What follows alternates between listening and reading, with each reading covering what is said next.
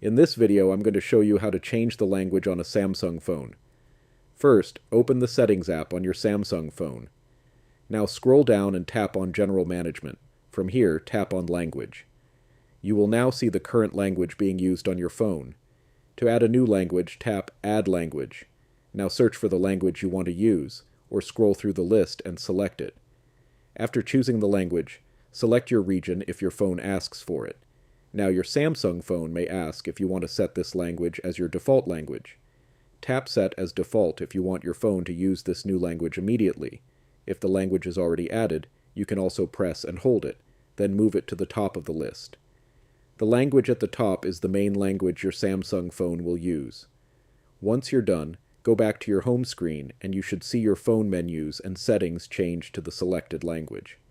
And that's it. This is how you can change the language on a Samsung phone. If this video helped you, make sure to like, comment, and subscribe for more simple Samsung tutorials.